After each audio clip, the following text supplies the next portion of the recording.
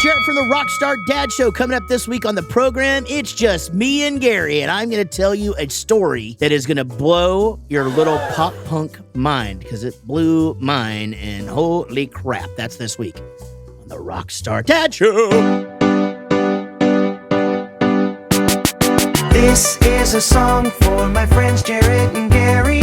They started a podcast and said a theme was necessary. They're just a couple of guys in a band that you know, some rockstar dads who started a show.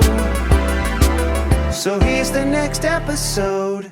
Welcome to the Rockstar Dad Show. My name is Jaret. Gary is here. I feel like it's been a while since we just started the show, just me and you. You know? Just jump right in and it's us. It's going to be awesome. Oh, shit. Hold on. Yeah. Now we're cooking with gas. Why do you think they say that? Cooking with gas.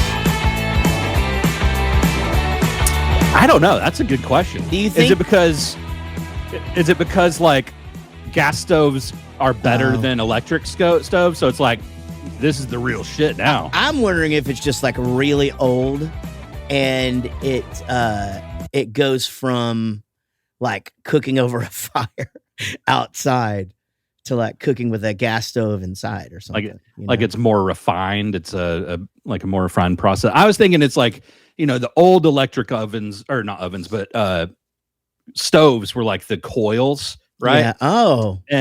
And even the flat tops now, it's the same thing. Like with an electric one, you turn the heat on and it heats up really, really hot and then waits a minute. And then heats up really, really hot and then waits a minute. And that's how it gets to the temperature you want it, whether you're high or medium or whatever. It's not like a constant. It's just a on and off till it gets to medium or till it gets to high. And with gas, it's just freaking on. And so supposedly it cooks better. I have so many things to say right now, and I don't know where to start. This is the craziest opening to a show ever because I have 7 topics I want to cover right on this, but I'm going to tell you this one because what he's talking about with the gas stoves is, you'd have to be, I don't know. I think they still exist in places, but the coils, it look like like one of those suckers that's too big to eat. That's all the big colors. You know what I'm talking about? Yeah, it's a little spiral. It's a spiral thing. And so Danny Holland was over at my house spending the night in the 5th or 6th grade. And I was making macaroni and cheese.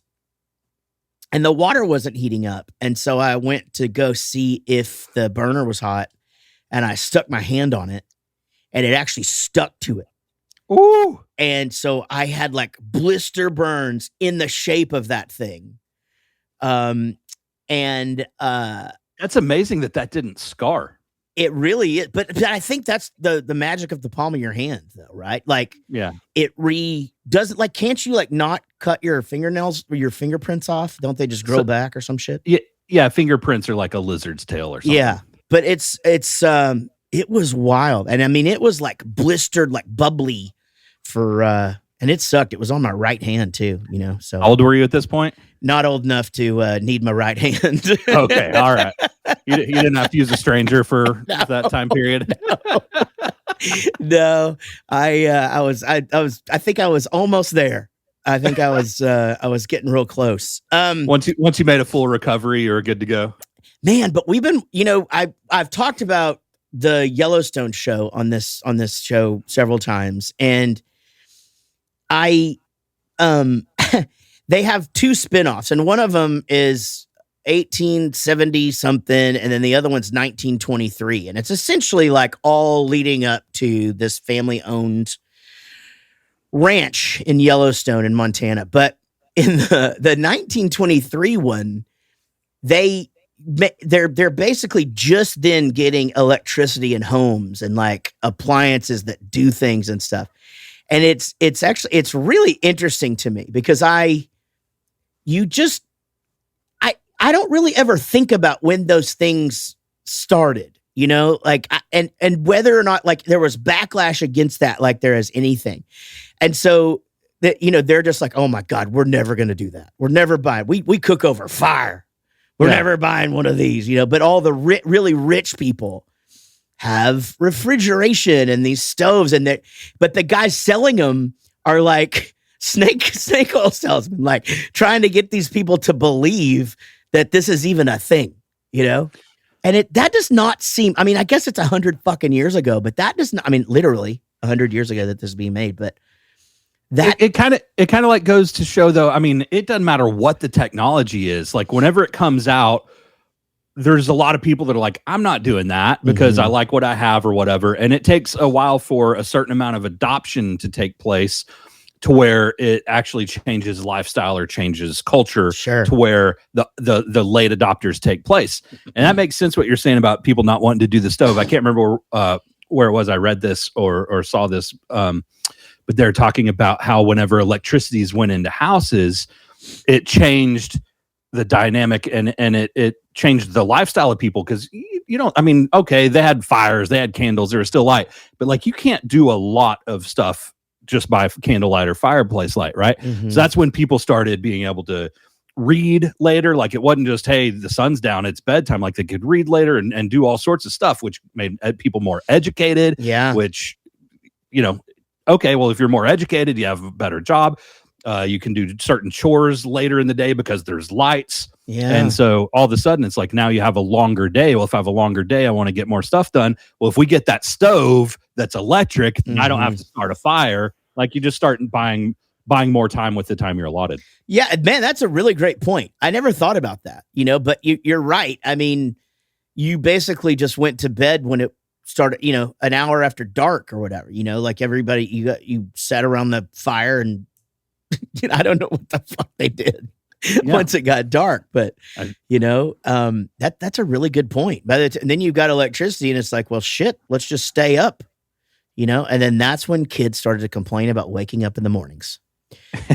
But it's so interesting to me because you got to think back then too, like you didn't have quite the lobbying, like fireplaces didn't have a lobbyist in Washington to try to keep stoves out of houses, you know? Yeah.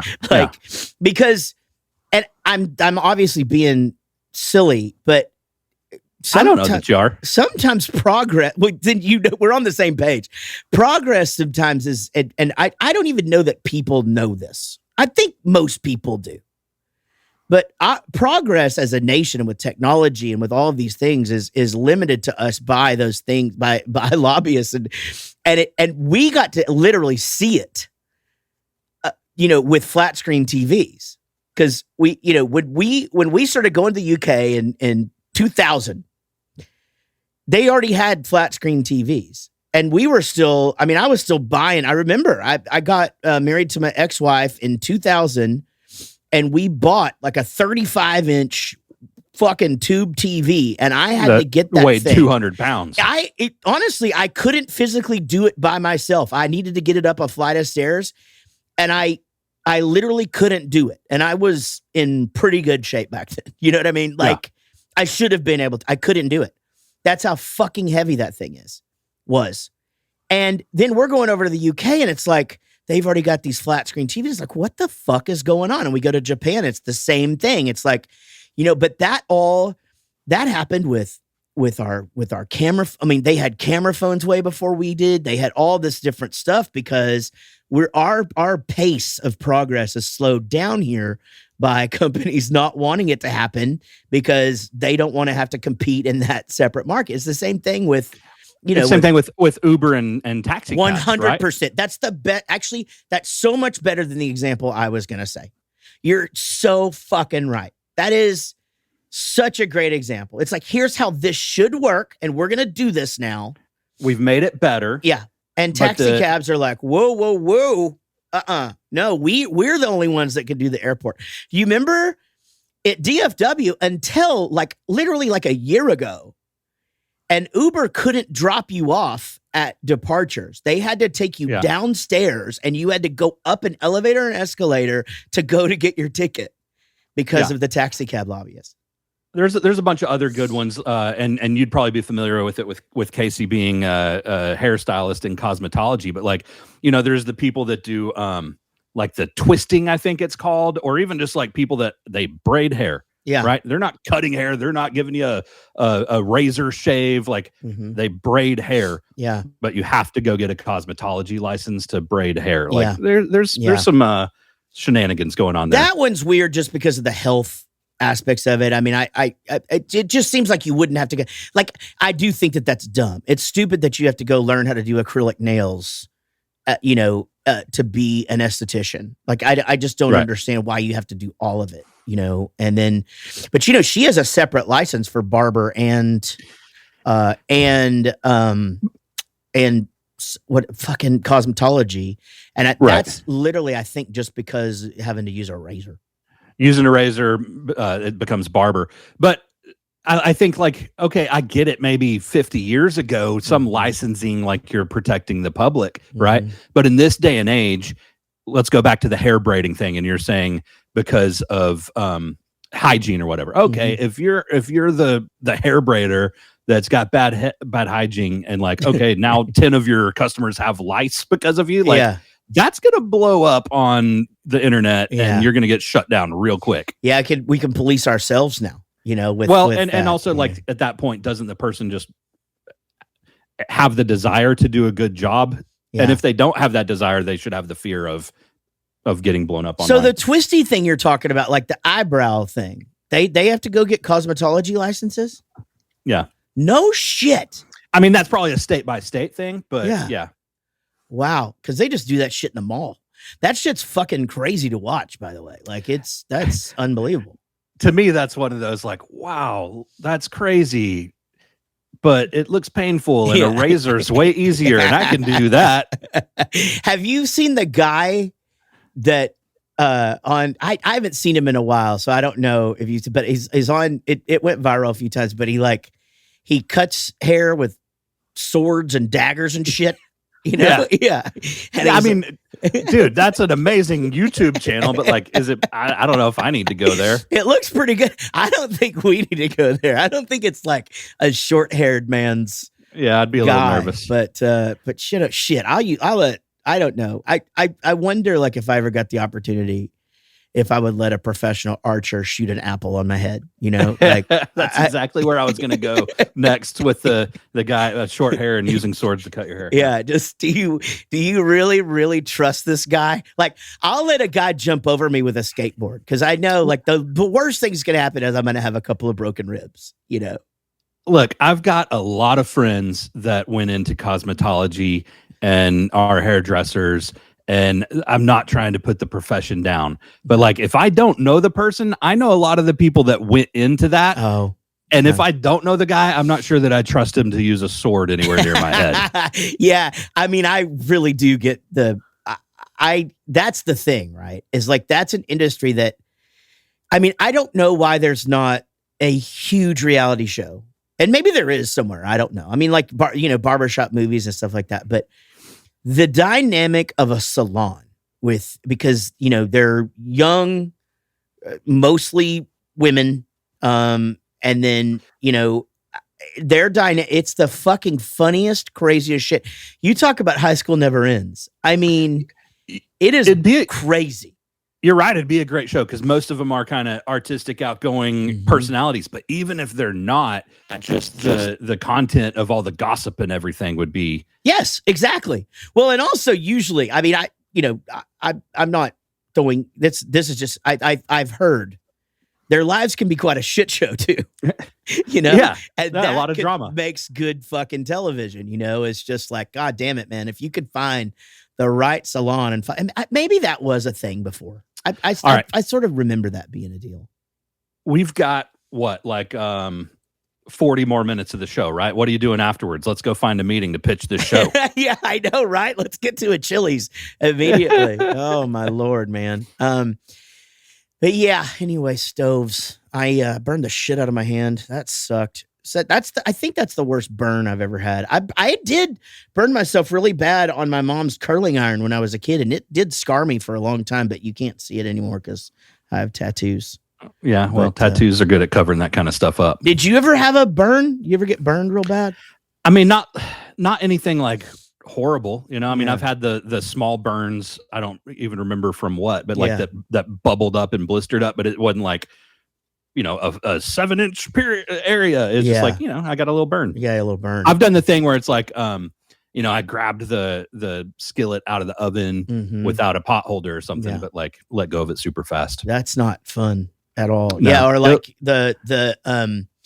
like the handles on a pan, and like you don't know if it's one of those where the handles don't get hot or not, you know? Yeah. And then, but now you're holding a fucking vat of boiling water. Yeah, I've done the thing where it's like I pick it up without something. I'm like, it's fine. I'll carry it over to the other counter. Yeah. And it's like halfway there, you're like, it's not fine, but you don't want to spill it. Yeah. That reaction time of just your body telling you that it's too hot, and it's going, okay, this is too hot. You want to hey, seriously, this is too, Jaret, this is way too fucking hot. Put this down. Put this down now. For the love of God. All right. You guys are listening to the Rockstar Dad Show. Don't forget, we're on Adobe Radio every single Monday at 2 p.m. Eastern. And then we go to your podcast app catcher thing on Wednesdays. I still got to fix that. I think it's been coming out on Thursdays. I think maybe we got our midnights crossed up. You know what I'm saying? Like when we switch to our new team. That'll happen. Like if you're doing like straight up 12, I always forget which one's AM or PM. Yeah. So like if I'm setting an alarm, if I need something for 12, I just do 01. And then like it's easy to know which it is. But I think where we got mixed up was, as we said, release it at 12 a.m. on Wednesday. And I think, and normally, and I think when you're thinking about life and you're like, hey, Wednesday at 12 a.m. That's at the end of the day. At the end of the day. You know, because you would say midnight. We're going to go have a rumble with the socias. You know, isn't that weird that midnight's the end of the day, but 12 a.m. is the beginning of the day? Yeah, it's really weird.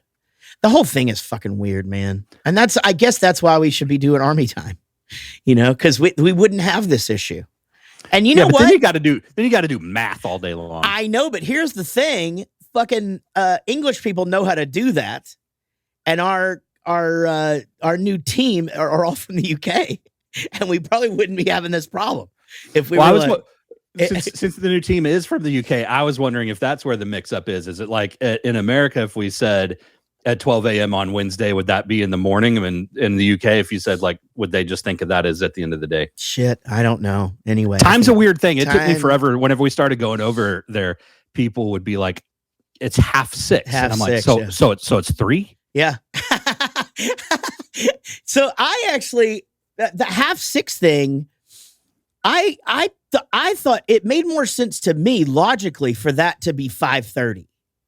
Exactly. You know what I mean? Like, so you're almost there. You're almost there. So it's halfway to 6, but 5:30 over there means 6:30. So it's almost like you turn. Why don't they say why don't they go at 6.5? Because they don't do that. Yeah. Well, I know. 5:30. But you know, in China, when you're born, you're 1. Like you're on your first year. So a 2-year-old is a 1-year-old here.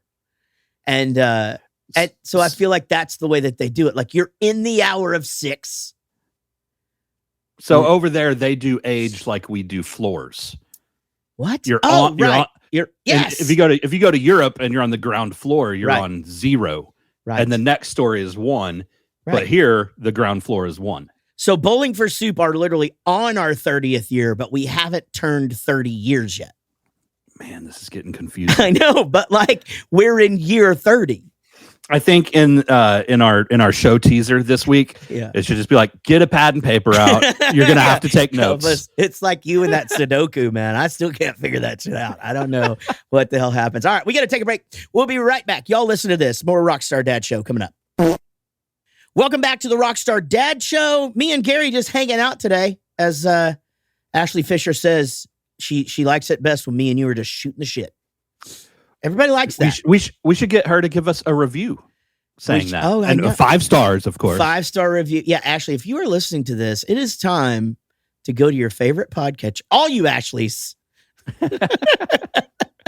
male or female. We've known both. That's true. Remember, we had the guy that engineered the first Bowling for Soup record was named Ashley. Ashley and James are the two that did that. One very male name and one that can go either way. You know, you never meet a girl named James. No. We did have a guy named Smith on the show the other day, and I forgot to go to talk about the Mary Poppins joke where he goes, I knew a man with a wooden leg named fuck. I knew a guy with a wooden leg named Smith. What was the name of his other leg? Right? Yeah. Yeah. That's the guy in Mary Poppins that stands up on that thinks he's on a boat, I think, says that. I'm going to be honest. I haven't seen Mary Poppins since I was probably about 8. Dude, if you showed that movie to Mia Wiseman, it would be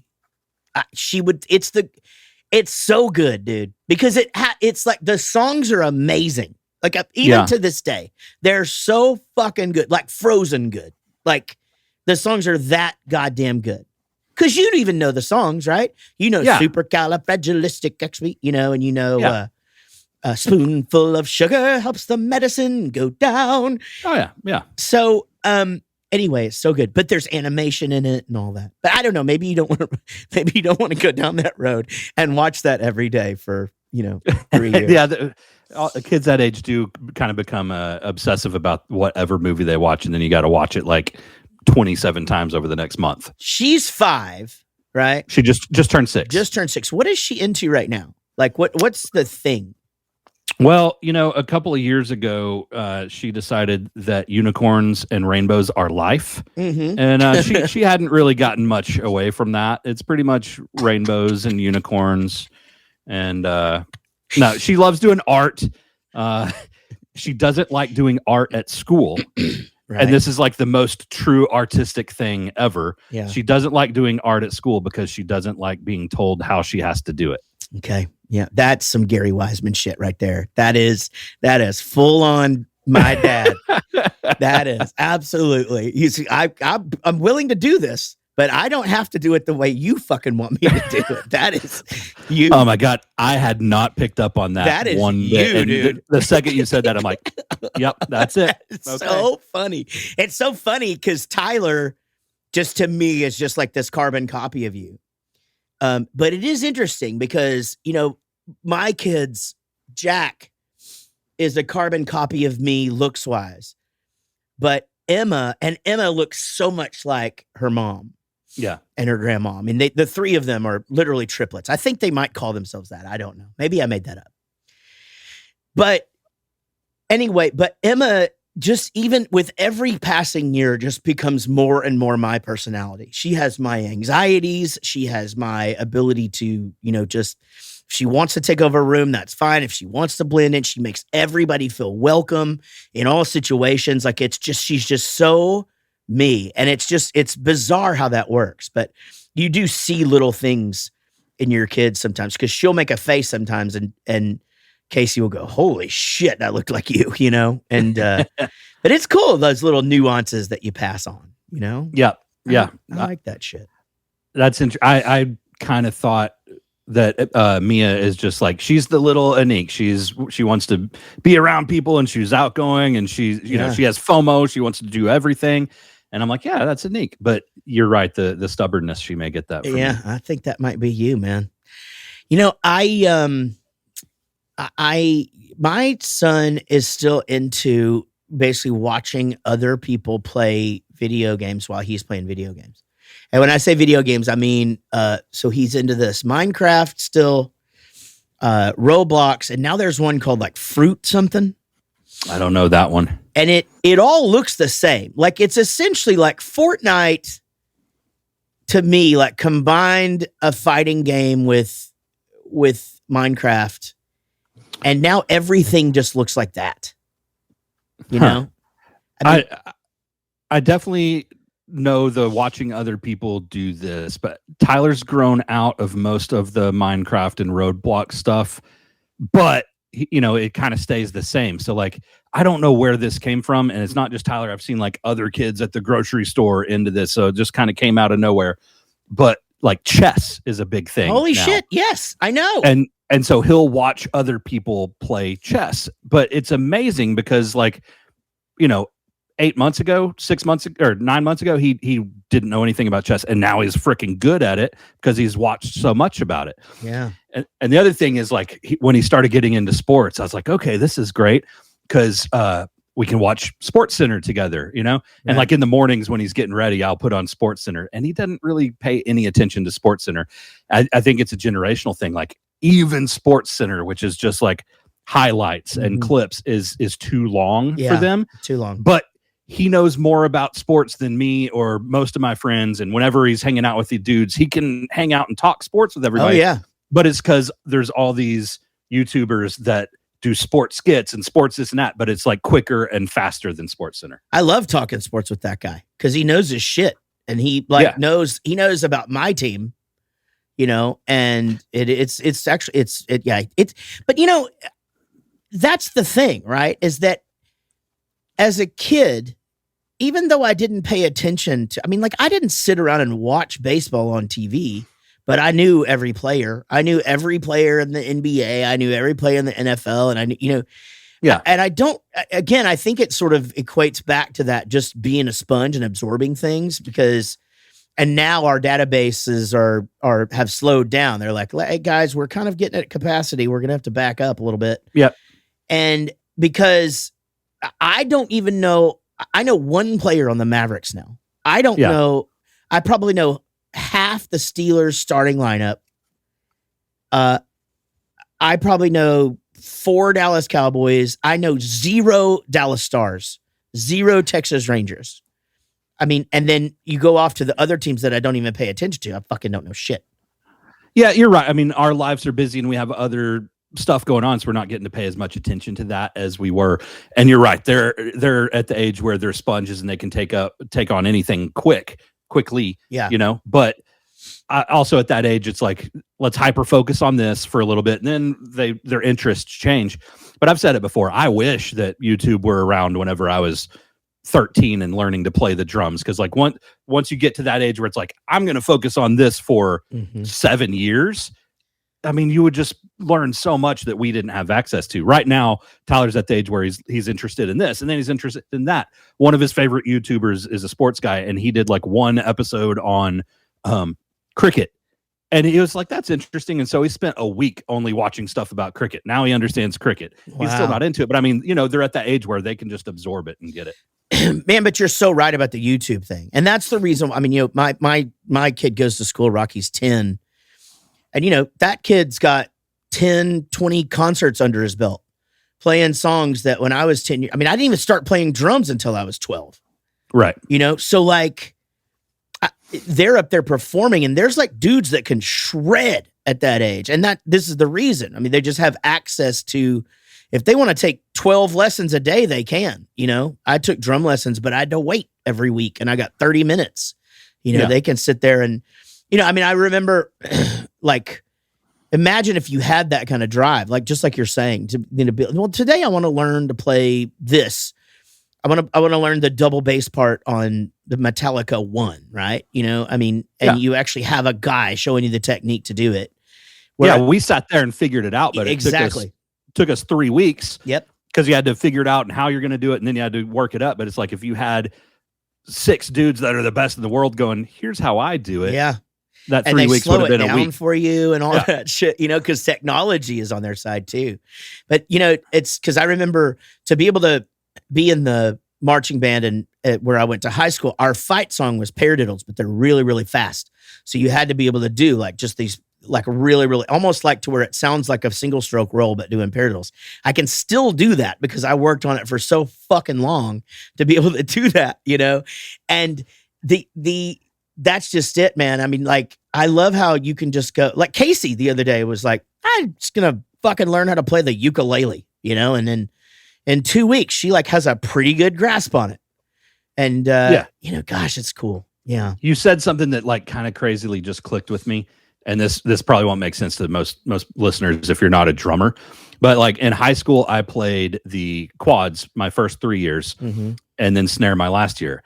And the reason I did that was I could have probably gone to snare my second or third year, but I was just having fun on the quads and I liked the group that I was with. Yeah. But each year, like I really think the older guys were better than the younger guys, even when they got to that age, if that makes sense. Like I think that the drum line itself was descending, right? Like I don't think it was as good. Right. And I know some people are like, it's just because you were older and you were getting better. And I don't think that's it.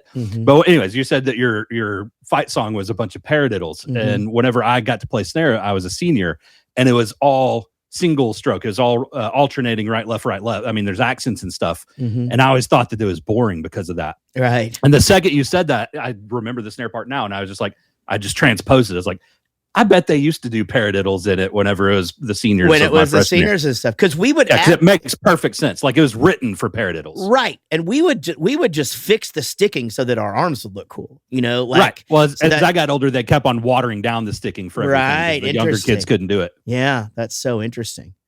Yeah. Fuck those kids. Now to get into drumline though, well, you know this.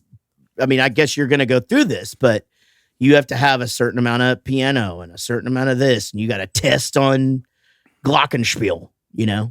Yeah, I just said some German shit. Yeah. You know that I thought glockenspiel was the vibra slap? Vibraphone? No, the vibra slap. The crazy all aboard. Oh, yeah. I always thought that. For some reason, I thought that was a glockenspiel till I was a young adult, you know, and I did not know that just a set of bells was a glockenspiel. Well, it's glockenspiel is the one that like has a pedal that releases, and so it's got like longer notes, and then you can muffle it, right? No, that's a vibraphone. That's a vibraphone. Yeah, you're right. A glockenspiel is just a bell kit. Like I know you confuse me with the glocken slap thing. It's not a glockenspiel; it's a vibra slap. Whatever. See, you've thrown me for a loop here. But what I was getting at is, I bet like in your metal band days, whenever y'all went to record, you're like, let's get the glockenspiel in here for this part, and everyone's like, I don't think so. Yeah, exactly. Well, also that's just such a cool ass word too. You know? Yeah, but you're like, Ozzy had it, we got to have it. 100%. You're using the wrong word. Yeah, I mean, it's so you're fucking right. That was just it, right? It was like, you know, I hear Motley Crue and Livewire, and I'm just, now everybody's got a cowbell, you know, and then it was like, I really used to dream of the day I would have a gong, you know? I mean, I really did, because all those metal guys had a gong behind them, you know? And it was but being a drummer sucks though, because it's like, okay, sticks break, you got to replace them. Drum heads break, you got to replace them. Mm-hmm. Cymbals break, you got to replace them. They're expensive to get in the first place. Yes. Okay, granted, the gong probably ain't breaking. Yeah. But I mean, what you could buy a whole nother drum set instead of buying a gong. 100%. And little did we know, you know, like, I wish I would have had the intuition. I just really did. I mean, I thought wrestling was real until, you know, like well into high school, you know, like I could easily be sold a bag of dumb shit, but like, I should have just gotten like a fake gong or like made something in shop class or something that like looked like one, you know. It's like, I wish I would have understood theatrics a little bit more than I did. Everything was just so, you know, like, okay, that's a gong for sure. You know, what do you call it? Where just everything is literal. Everything was literal to me that I saw. Like, even like Scott Rockenfield from Queensrÿche had these drum stands that looked like chains, and I was like, yeah, I gotta figure out a way to weld a link of chain together. You know. Do you think that at that age, either A, your sense of humor hadn't developed quite enough yet, or that B, it's like the insecurity and like peer pressure of like, I have to be serious about this, that you didn't just get like a piece of cardboard and write the word gong back there? You know, that's really interesting, because my kick drum said my underwear is on backwards. So I definitely... but yeah, I definitely was real sensitive about like what people thought about me back then. I was not a very self-conscious person, and most of it was because of my weight. But I wanted to make sure everything I did came across looking as cool as it could. And then, but that's an interesting thing. I mean, I was pretty funny, but I don't know if I was if I knew yet that I could sell that to fucking as many people as I wanted, you know, like, it's probably a little bit of both. Yeah. Having my underwear is on backwards. Okay. That's funny, but it's also like some kind of potty humor. So it's like, it's easy. Yeah. I mean, I know the town that you're in, and I know the age. And so like, that's still pretty out there. That's pretty advanced. Yeah. But it's also, you know, like gong, like, man, that's a big risk. It's a big risk. I'm just going to ride it. Yeah. That would have been fucking funny though, man. Just like a gong, just like, yeah, you're right. Like, it just be Man, fuck. I really missed the boat on that. Or work it into a break of the song where like the song stops and you just stand up and go gong. Gong! Like actually say it. Yeah. See, we need That's probably too inside though. Like only we would get that. Right, exactly. Speaking of gongs, it's about to go off on us. We got to take a quick break. When we come back, I'm going to talk about something crazy that I discovered this week that goes back to our history with another pop punk band. And I am still trying to process it. And it's going to freak you out. And you, Gary, and you, the listener, if you don't already know about this. And it sounds like I'm building up to a big joke, but I'm not. So yeah, I'm at a loss right now. Yeah, so. You guys got to hang out and listen to this. We'll be right back with more Rockstar Dad Show. It's me, Jaret, and Gary. Y'all listen to this. Welcome back to the Rockstar Dad Show. And as I teased earlier, man, I'm going to go through this and tell you this, how I discovered this story. And it is going to freak you the fuck out, Gary. Like I'm not joking. Like you're going to walk away from this conversation going, holy shit. All right. So I want to preface by just getting into like what exactly was going on. I was at Bandwear, which is our band merch company, not ours, but it's the company that does our merch. And I was signing a bunch of Bowling for Soup shit. We have yes. I got to jump in real quick. Go ahead. We both went and signed a bunch of shit the same day. Yeah. And I got there earlier than you. Yeah. And it took a lot longer than I thought it was going to take. Uh-huh. And by the time I was done, it is starting to get to the heat of the day. Yeah. Their air conditioner is not the best air conditioner. No, it sucked. I felt bad for you knowing that you were going in after It me. was hot as fuck in there. And then I was literally on the last box when Jay comes up and he goes, "You want a fan or something?" And I'm like, "No, I'm fucking almost done now. I didn't realize that was an option." But yeah. I will say it's a good team up there. The whole time I was there, like every 20 minutes or so, someone would pop in and be like, "Hey, how's it going? Do you need anything? We've got water over here. Yeah. There's ice, blah, blah, blah." Like, it's a good team. Good team up there. But we had to sign 316 CDs, 11 cases of vinyl, and then another 2 like bulk cases of another vinyl thing for the Bowling for Soup second greatest hit, songs people actually liked, volume 2, the next 6 years, and it's got some great songs on it. So anyway, y'all want to partake in that. So I'm up there and I'm doing that signing, and I didn't bring my earbuds. Quite frankly, I don't really ever have those on me. It fucking pisses me off because I never really need them until I don't have them. I don't take them off until like 5 minutes after someone's been talking to me. And I'm like, I guess I should start listening. That's my son, actually. That's so funny. And so I was like, you know what? I couldn't set up in the conference room because he was doing job interviews that day. So I had to sit just out in the lobby area, which was fucking hot as fuck. And but I was just like, hey guys, I'm just gonna listen to true crime on my phone, just to have it going. And so I just needed something mindless. And so I decided to listen to Snapped, it's a show and it's a podcast, but it's essentially Snapped. It's about women who kill. Okay. And I'm really into true crime. Everybody knows that. It's basically all I listen to. I don't listen to music a lot when I'm doing things because then I can't focus on what it is I'm doing. I could never listen to music when I was studying. I don't like to listen to music when I drive. Just because I will literally just hyper focus on that and I forget where I am, just who I am and how I listen to music, and we'll move on. So I listen to a lot of true crime. And so Snapped is an easy one because it's a TV show and all they're really doing is taking that is the same as Dateline or 2020. They just take all of that verbiage and they just make it into a podcast. And so it kind of starts over every like 10 minutes and like recaps the last 10 minutes. So it's not like a book on tape where you like, if you start thinking about something else, you miss something, Mm-hmm. So I'm only prefacing that because that's why I was linked to that particular show. All right. Because all of this is so accidental. It's mind boggling how I fucking stumbled on this, Gary. It's fucking crazy because I listened to like 3 episodes and then I was leaving. And I got in my car and I was just like, okay, I don't want to listen to this one. It was a bunch of cases that I knew a lot about.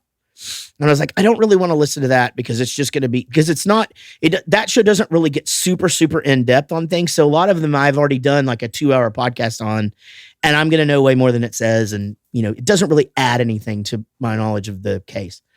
And so I just literally fucking scroll my phone down as quick as I can. And there's a case from Stillwater, Oklahoma. And so I'm like, okay, fuck it. I like when they're, me and you were in the hotel room recently, and the Wichita Falls serial killer, the guy that was killing the nurses, came up. Tony Gibbs was the first victim. And I remember that from being a kid and seeing her picture everywhere. And I digress. So I really like, it's interesting for me to hear the landmarks and those things where places that we go and places that are close to us. And so I was like, okay, Stillwater, Oklahoma, that'd be cool. It starts out and it's just like, hey, it's this community. It's halfway in between Tulsa and Oklahoma City. And so they start to talk about it, and they're just like, okay, so there's this woman, and she marries this guy, and they have this great relationship, and things kind of start to go sour. He gets a new job and a promotion, and their lives start to change a little bit. And it's talking about just their marriage and sort of their friends or stuff. And they, and then all of a sudden they go, now also she has a little brother who is in a band and who turns one of their spare rooms into a recording studio. And I don't know why. I have no idea how or why it all just like went, but I knew exactly who the fuck it was. I knew exactly who this musician was. And it says, yeah. And the guy even gets on there and he goes, yeah, this kid was 18. This was his high school band. And quite frankly, most high school bands aren't very good. This is the guy talking. And he goes, but these guys were different. They were really good, and they were recording, and it was, things were going pretty well for him. And I'm like, man, I fucking know who this is. I think I got it. Okay. Yeah. You think you got it. All right. So I'm like, I guarantee you. So anyway, I'm not going to tell you yet. So the guy, his name's Tommy, the husband, he gets this other job, and his wife, Jennifer, basically is helping out with her brother's band and following the band around and like loving the parties and organizing the parties and helping them with their outfits and all. And they sort of play it up to the point where they're using that band now as a sell, I think, to make the show more interesting, because my remembrance of this time it wasn't like that. I mean, but I do remember them. I do remember them being around. But it talked about him being close to the brother-in-law and all this. Anyway, the brother-in-law, Tommy, ends up shot. And they start to go out and interview everybody who had been around him. So Jennifer had gone to bed. Well, her little brother, the 18-year-old musician, had been over earlier that night. His name was Nick Wheeler from the All-American Rejects. Yep. And he got taken in and questioned at 18 for this murder. And it goes into, I just gave myself the chills. Like he very quickly cleared, but now he's sort of out of this story at the time, or, at that point. But I listened to the rest of the story, and it turns into this whole deal where his sister, and apparently they were from a pretty affluent family, a pretty, a very influential family from the Stillwater area. And we knew that, right? We knew that they were prominent and such. But it gets into this whole web of her, getting these guys to come and kill this guy. And Nick was really close with them. And she ends up going away for life and almost gets the death penalty and all this shit. Holy crap. Dude, this is December 99 when this happens. This is when we were dragging them around Texas and playing shows and taking them to Houston and going to San Angelo and playing Curly's in Tulsa. Like, we were Like, that's what that kid was fucking going through. That's nuts. And it just, I have not been able to really process it. Like, I can't believe that was happening in that kid's life at that point. You know, like, they would come in and, you know, for a lot of those of you who don't know that are just listening to the show, I mean, the band was just him. It was just Nick and Tyson. They were kind of like one of the first bands that I ever saw that like had a track, that had a drummer, and Nick played bass and keyboards, and Nick played guitar and keyboards. Tyson played bass, and they had a backing track, and they had just all that, and they were so fucking good. Just the two. They're great. Yeah. And that's one of the first, like, they were the first kids that were 18-year-olds that I've ever seen, probably still to this day, where I was like, yeah, they deserve to be out there with the 24 or 32-year-old. Like, they're on the level. Yeah, 100. I mean, even their album, and they talk about that. They talk about how Nick had made this album in this room, and you know, and we how much did we listen to that? You know, I mean, nonstop. You know, and they were like our little brothers for a year or so. You know, obviously our world changed, their world changed, fairly around the same time, to be fair. And gosh, man, I still just am trying to process that this sweet kid who's so talented was caught up in all of that. And it's just so sad that, you know, I mean, obviously I'm not going to mention this to him, you know, but I just was like, I just couldn't believe it. It's crazy to think how big that had to be or would be in someone's life while they're going through it. Like, that would be overwhelming and take over almost all aspects of your life, right? Yeah. And so it's hard to think that while that was going on, or around the same time, whether it be slightly after or right around, you know, it's hard to think that the amount of time we were around him that it never came up. Yeah. I get him not going, hey, yeah, I've got this going on, because I get not wanting to talk about that. But it's amazing that, like, no one around him was like, hey, kind of give him a break. He's got a lot of shit going on right now. Yeah, right? But you know, when you think back to it, because I have been, he really didn't hang out with us near as much as Tyson did. Well, and we chalked that up to they were kids, and like when the show was over there, getting the fuck out of there and going somewhere else and doing their own thing, because we were on stage till it closed at that point. Yeah. But at the same time, like, if we weren't on stage, we're hanging out at the bar, getting drinks, whatever. So we just kind of chalked it up to they're younger, they're doing their own thing. Yeah. Yeah. But I mean, anyway, I found that to be, it was so crazy. I was telling Casey this last night. We went and saw a show.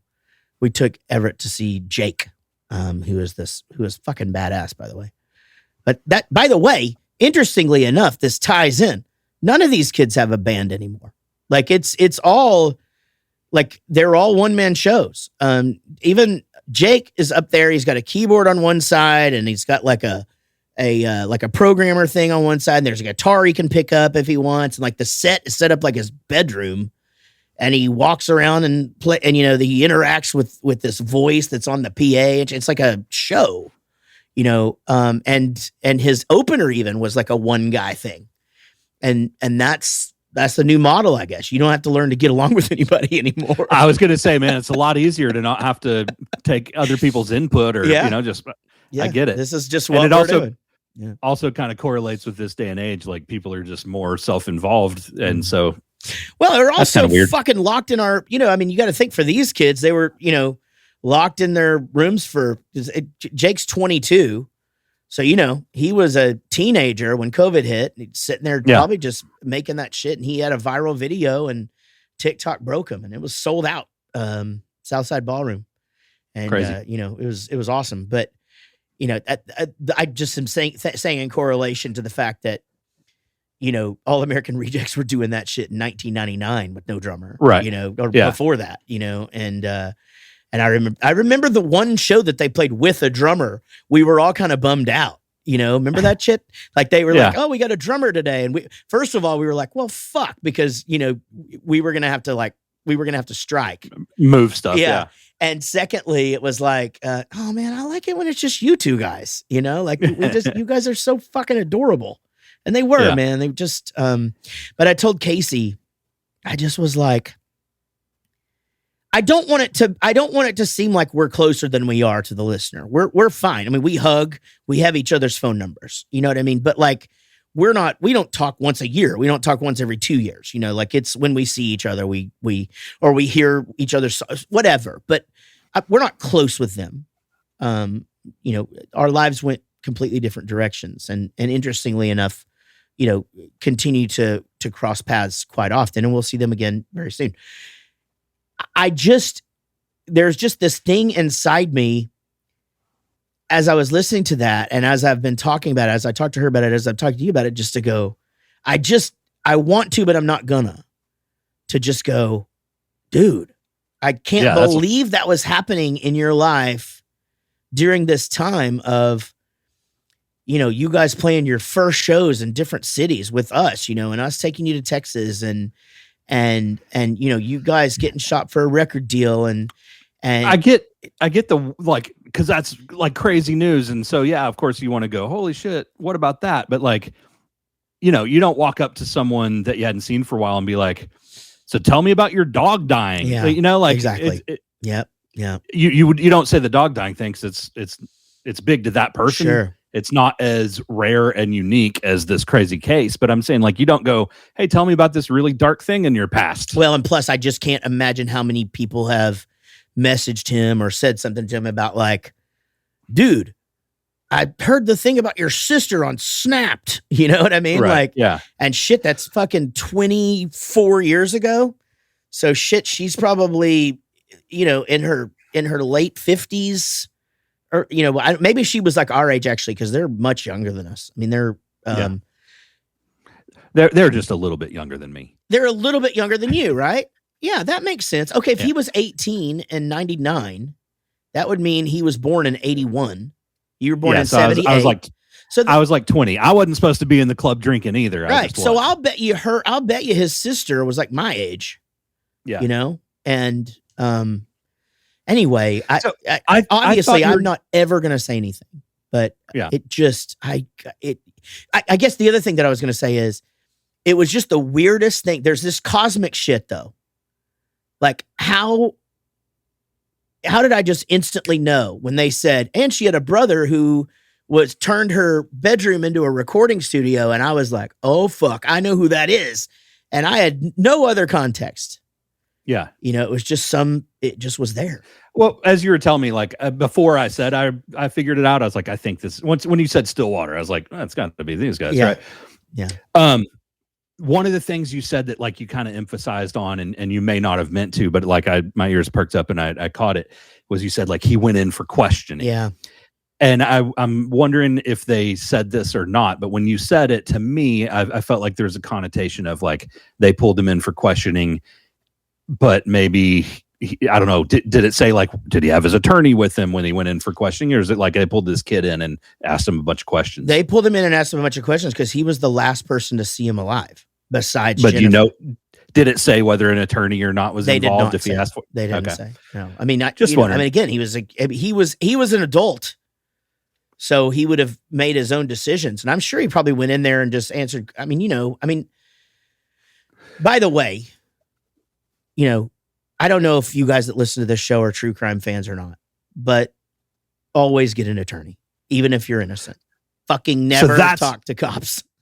That's where I was going. I recently saw one of the most amazing things on YouTube ever, but it's this hour-long, it's a college course. The defense attorney was called in to give a talk at, I don't remember what college it was, right?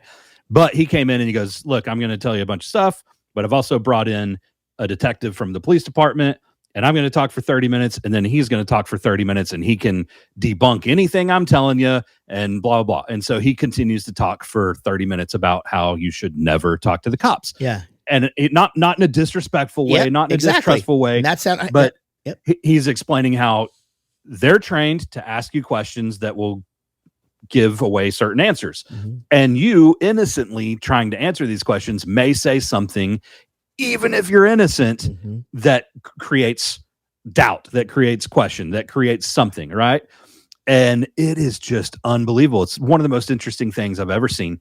And then, he gives the stage to the police officer who comes up here, and the whole first of the 30 minutes, you're thinking the guy's going to come up and be like, nah, that's not right. And he walks up and he's like, yep, he is actually absolutely correct. Mm-hmm. And then like gives instances of how the guy's correct. So yeah, incredible.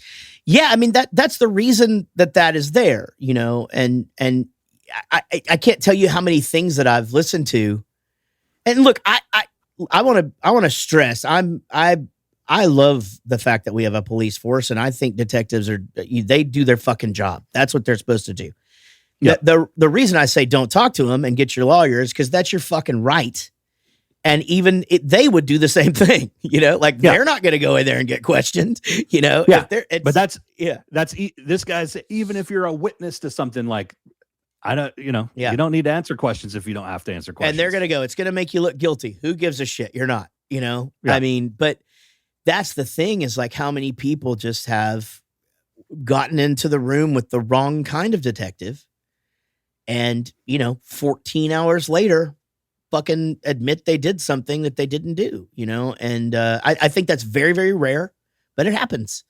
And but no, I do know that he was brought in and cleared really quickly, but I mean, they did look at him, I mean, he was looked at, and as he should be, but God, all of that is just so scary. And then, and he was super close. They kept making it a very big point to be like how close he was with both of them, that the husband was like a brother to him, Yeah. And in the back of my mind, I remember, I have a remembrance of that couple being there, and selling their merch, and yeah. That was was it like at Cane's? Not Cane's. Curly's. Yeah, I think I remember them being there. Yeah, and it wasn't their manager girl. That was a different chick, but and I cannot fucking remember her name. But she's the guy. They had a girl that was helping them, that got them the deal with Doghouse, and remember at our show, which was bonkers. Yeah. But anyway, isn't that crazy? That is. Man, that's wild. It was a wild ride. How'd I do on the story? It was entertaining to me. I enjoyed it. Thank you. Let's see if anyone writes us a review and says how good you are at telling stories. Yeah, let's get a review up, guys, and a 5-star rating and a thumbs up and all that shit, man. Dude, we leave for tour in like 2 weeks. Yeah, isn't that crazy? It is crazy. You know what that makes me think of? What? So the last time we went on a flight. I think you and I, or most of us, had upgraded, right? Yeah. And I think about this all the time, but we've never talked about this on the show. But whether you're on international or if you get upgraded, they feed you on the flight, right? Oh yeah. But here's how they feed you on the plane. Like, do you want the chicken or the pasta? Yeah. I don't know. Like, either one of those dishes could be about 1,000 different options. Yeah, you're right. And when you ask any question about that, they look at you like, stop bucking the system, man. Yeah. Just pick a chicken or a pasta, right? Yeah. But it's like, well, I don't know. I don't like bell peppers. There's certain things I don't like. Yeah, right. Can you tell me anything about this? Or it's like, do you want chicken or veggie? Well, shit, I don't want the vegetarian, right? So I'm going to do the chicken. But the chicken, I don't know. Like, the chicken's going to suck. Yeah. It just, the lack of there's no restaurant. There's no restaurant in the world where they're like, do you want the meat or the salad?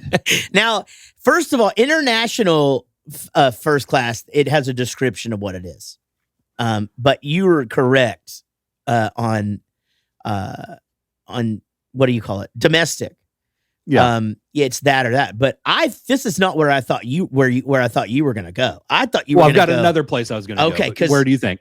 You're going to go with the new thing that they do, because they're cutting down on fucking everything. And so now they go, do you want the protein? Yeah. Or the veggie. Or the veggie. And you're like, well, what's the protein?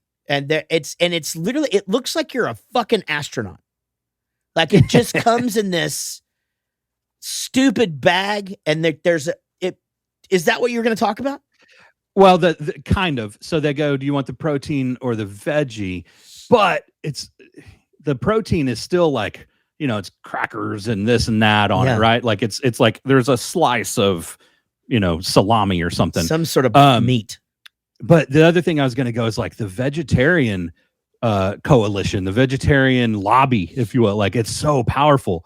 But now there's like a big movement towards like keto or something, and there's not going to be on the airplane. Would you like the veggie or the like meat, like actual meat? Yeah, that's not going to happen. No. Yeah, it's like we have paleo, keto. We have are you gluten? Like it's just I don't know. It really sucks because I feel like they took away a lot of shit. It's 9/11 all over again, Gary. God damn it. Well, it really is. It's I mean, even on international, we don't upgrade very often on international if it's extremely impossible to use your miles to do that, but it's happened a few times. But even on international, they feed you in the back.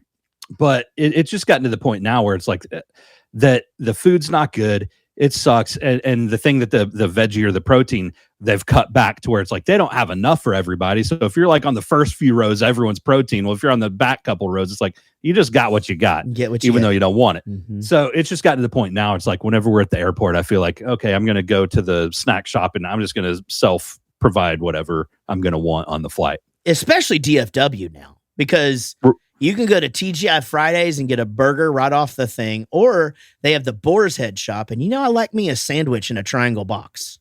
Yeah, it goes back to all the convenience store days. Right. Well, at the last night at the show, we had went and got sushi before the show, and I was just Everett was wanting two rolls, and I was thinking about I was just like, dude, let's get one roll, and if we're hungry on the way home, maybe we can stop and get some. So he wanted to stop at Quick Trip on the way home, and I'm like, we're not stopping at Quick. We didn't end up stopping, by the way.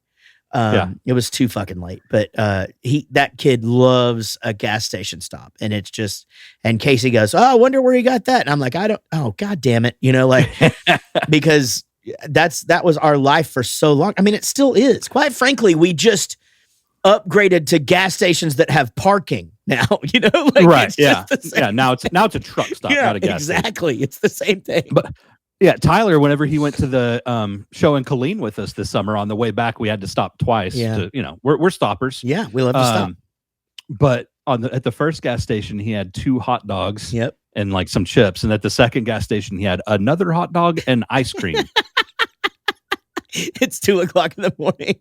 Yeah. And I know, I was just like, I love that I get to be like that friend, because I'm like, is that your third hot dog?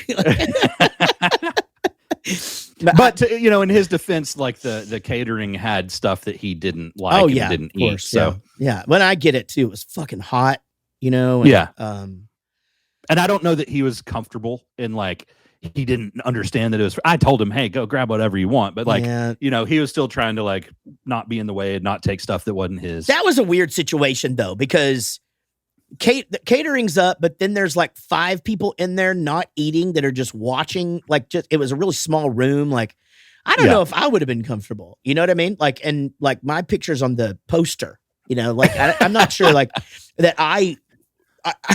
I mean, I frankly would have just been like, Dave, can you just go get me some chicken? But I didn't need anything. We also knew it's like, we're going to stop twice on the way home. Fucking stopping twice on the way home. And one of them's going to be an Allsup's. We're going to fuck a fried burrito in the butt. Oh, man. So does he know yet that he might be going to Alaska, or have you said anything? Yeah. I kind of asked him. I go, hey, I don't know if this thing's going to happen. Yeah. But like the Alaska thing that we're doing is on the weekend before the week that he has off of school. And so we were going to, on that week off of school, I know our school district has a weird thing where we have a week off in October, but we were going to go do something fun during that week. Last year we went to San Antonio for a week and did like a water park place thing. Anyways, we're going to do something like that. But now the baseball team he's on, they have games on Tuesdays or Wednesdays instead of the weekend. So like that's smack dab in the middle of the week. And then, so we kind of can't do that trip. So since we couldn't do that, I was like, well, if this Alaska thing happens, it might be fun to take him. So I asked him if we don't end up going and doing that trip, does he want to go to Alaska with me? And kind of laid out how it'd work. And he's like, yeah, that sounds fun. Yeah. So I was like, yeah, cool. I mean, not a lot of people get to check that one off their list, and he'll get to knock it out early if it happens. Exactly. Well, Everett doesn't know yet. And my situation is that Casey and Ashley and Amy do a girls trip every year. And I was like, I'll just take that weekend off, you know? And I was like, well, if I maybe, because I just didn't think Bowling for Soup was going to be playing. So I was like, well, if I get a country show, I can just take them, you know? And then now it's like looking like we're going to go to Alaska. And so I was like, so anyway, fuck it. Let's just take the boys to Alaska, you know? Yeah. Why not? You know, I mean, I get that Alaska's literally about as far away as you can get in the country other than Hawaii. I mean, they're both ridiculously far away. Yeah. But when I was telling my mom about it, she's like, so y'all going to be gone for like 4 or 5 days, right? And I'm like, nah, it's just a show. We're going to be gone for, you know, probably leave the night before, play the show, come home the next day. She's like, how are y'all going to do it that fast? Well, that's just what we do. Yeah, that's it. That is exactly what we will do. And I think that's going to be fun. I'm actually excited. I think, I'm not sure, you know, is he on TikTok? No, not yet. Okay. Neither is Everett, but he does know who the artist that we're going to play with if this goes through is, and she's a big time TikToker, and she's super, super good with kids. So I think it's going to be fun. Cool. Should be good. All right, guys. Well, that's going to wrap it up. Man, this has been fun. Maybe we should do one of these a month anyway, you know, like just to shoot the shit, catch up. You guys that are listening could tell us whether you like these or not. Yeah. I mean, there's some people that like these better. So we got to make our audience happy. We got to make them happy. Well, dude, I guess I will see you hopefully Saturday, guys. Thanks for listening to the show. Don't forget Bowling for Soup, Mest, Authority Zero on tour this fall. There are some shows that are selling out, so get in there quickly. It is the Getting Old Sucks tour. Also, those of you in the UK, tickets selling very quickly for the You Asked For It tour with Bowling for Soup, Less Than Jake, and the Vandaliers. If you haven't heard them, go check them out. They tour with Flogging Molly a lot. You're all going to love them. And both of those are going to be a ton of fun because all the bands are great. Yeah, I love it. You know, I love that we're touring with our peers, and that's always a lot of fun. And I think the Vandaliers will bring a definite certain energy. I like when we have like a younger band that's experiencing things for the first time that just come in and tell us about shit that they went and did that we did 20 years ago. You know, there's just something adorable about that. So I always look forward to that kind of thing. It's also a little nostalgic, right? Yeah, for sure. Yeah. All right, guys. Well, thanks for listening to the Rockstar Dad Show. We'll see you next time. Y'all be good. This is a song for my friends Jaret and Gary. They started a podcast and said a theme was necessary. They're just a couple of guys in a band that you know, some rockstar dads who started a show. Until the next episode.